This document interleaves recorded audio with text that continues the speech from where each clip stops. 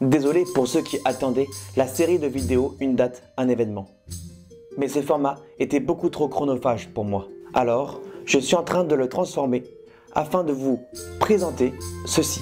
Une vidéo un peu plus longue qui parle de l'événement antique de la semaine. Ce qui me permet de réellement entrer dans le sujet. Si vous aimez ce nouveau format, n'hésitez pas à mettre un pouce bleu et de vous abonner. Sur ce, je vous laisse avec la vidéo. Générique.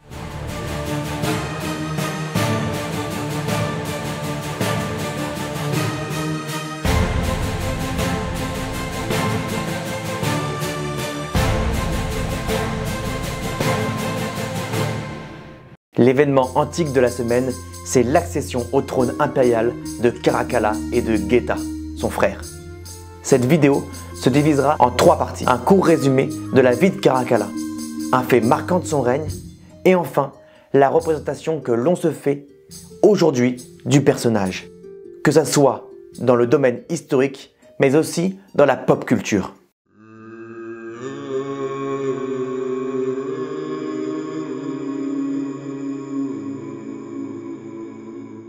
La vie de Caracalla est marquée par la violence et le sang.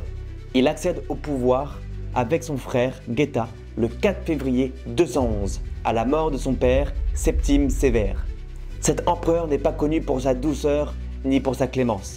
À peine arrivé à Rome avec son frère, il assassine ce dernier. La légende raconte que Geta mourra dans les bras de sa mère alors que celle-ci tentait de les réconcilier.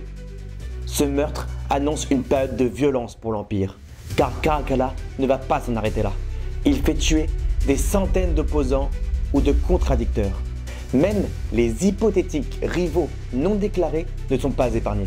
Ce sera le cas d'un des petits-fils de Marc Aurèle, le dernier né de Lucilia. Mais qui vit par l'épée, mourra par l'épée.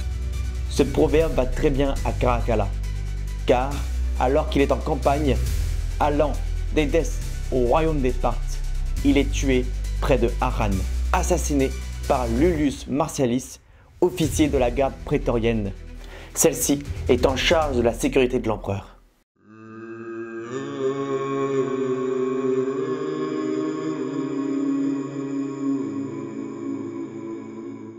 Le fait marquant que je vais retenir dans la vie de Caracalla est son édit proclamé en 212.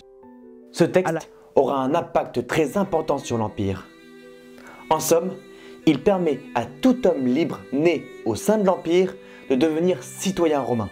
C'est extrêmement novateur pour l'époque. Cet édit a été principalement réalisé afin de faire face aux problèmes liés à l'engagement dans la Légion. L'Empire s'étend de plus en plus, mais l'armée est constituée de citoyens romains. Elle reste donc au même nombre. Il est alors impossible pour les légions de protéger les frontières.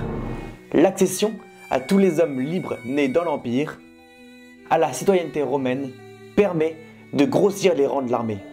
Mais cet édit posera plus de problèmes que de biens. En effet, le citoyen romain a beaucoup de droits, mais aussi des devoirs au sein de la cité romaine. Cette accession à la citoyenneté banalise celle-ci. De plus, elle permet à une catégorie de personnes, les chrétiens, de devenir des citoyens de l'Empire. Les chrétiens refusent l'aspect divin de l'empereur et ne rendent aucun culte au dieu de l'Empire. De ce fait, la scission entre les anciens citoyens romains et les nouveaux est donc inévitable.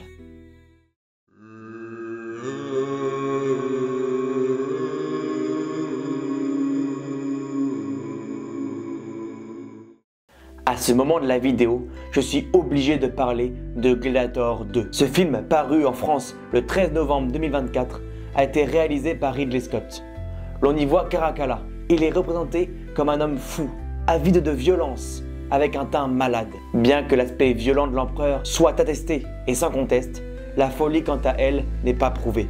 La société romaine étant naturellement extrêmement violente, Caracalla pourrait être la représentation de celle-ci à son extrême, sans être touché par la folie. C'est une autre interprétation que l'on peut avoir sur le personnage.